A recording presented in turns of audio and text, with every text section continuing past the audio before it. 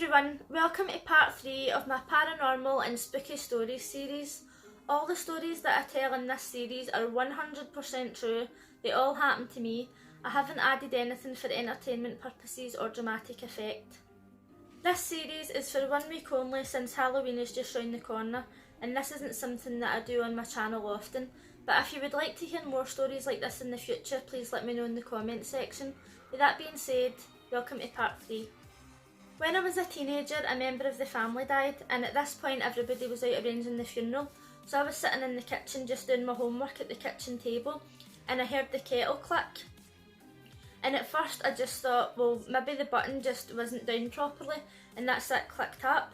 So a few minutes later I was still sitting there, and the kettle started boiling, and I thought there's no way that that button would have clicked down on its own, because it was quite a hard button to press down at the time. So I was just kind of sitting there, like, looking round, you know how, like, just expecting to see something, and I was just trying to be rational in my head, and I thought, right, okay, maybe the button was just not down properly, or maybe it was down and it just hadn't boiled yet, or whatever, and I didn't really have an explanation. I was just sitting there kind of freaked out. So when I'm scared, I usually talk to myself, or sing, or, you know, just, like, tell myself a story or whatever in my head.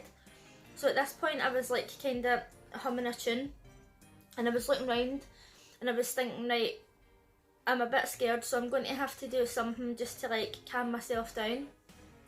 So I looked up onto the wall, and at the time we had a microwave, and it was on a bracket on the wall, and it wasn't plugged in, so the plug was, like, up on top of the microwave, and it was spiraled round on top of the microwave, and the plug was in the middle.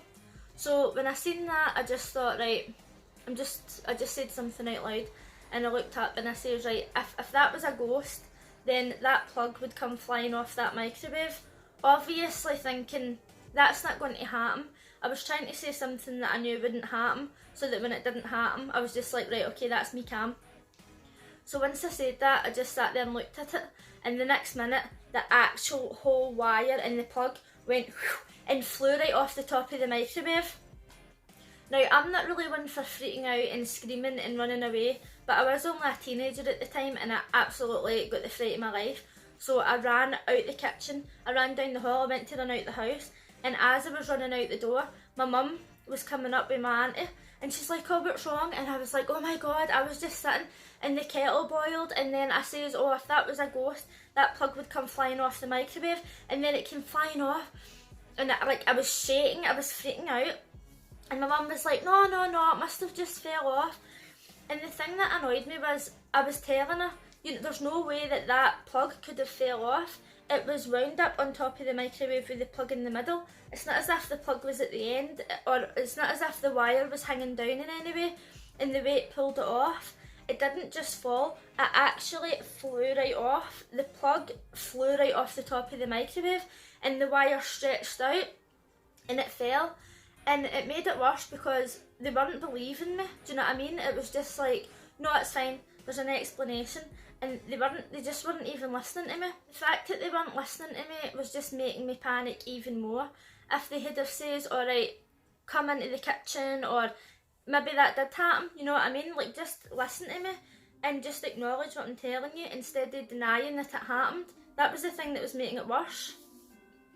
That happened when I was maybe 13 or 14, and I still think about that to this day. There is no way that that plug and wire could have flew off the top of that microwave like that. I understand that it could have fell if the wire was hanging down, or if the plug was at the end and it fell, but it literally flew off, and there really is no explanation for it. Sometimes I think to myself that maybe because I was focusing on that plug, that maybe I made it move in my mind. Now, that is just as ridiculous as saying that a ghost done it. Do you know what I mean? Like, to move something with your mind, or to say that a ghost moved a plug off a microwave. Both of them don't really sound realistic, so it's not really an explanation at the end of the day. But that's all I've got. The house that I lived in at the time, it was a flat.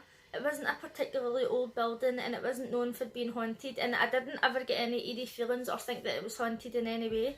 But just the kettle boiling that one time freaked me out, because I knew that there was no way that the button could go down, and then once that plug flew off that microwave, the way it happened, Like, there is no explanation for this in my mind.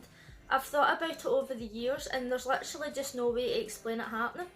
One other quick story that I would like to tell you about what happened in this house is something that happened roughly around about the same time as the plug incident.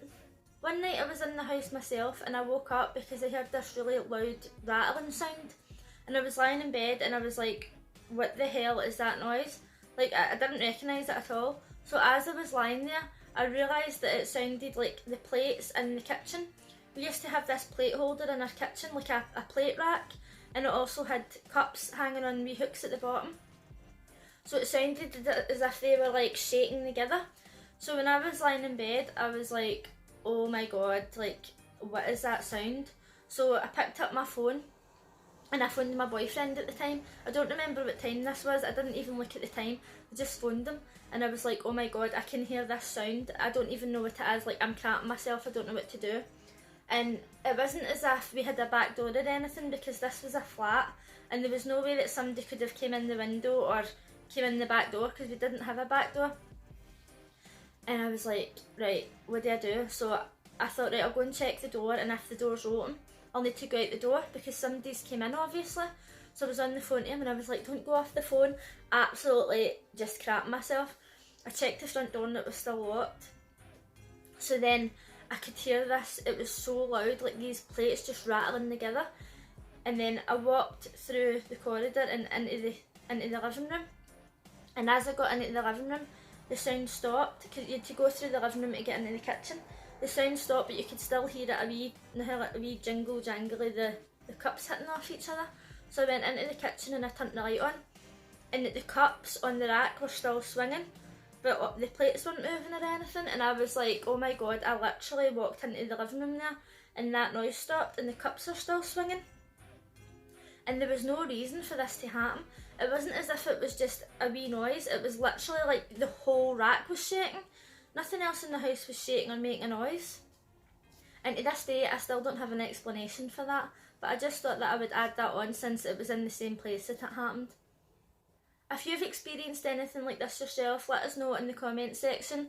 If you're sceptical and you have an explanation, please feel free to share it with us. If you liked this video, please give it a thumbs up, and if you're new here, consider subscribing. Thanks for watching. Bye.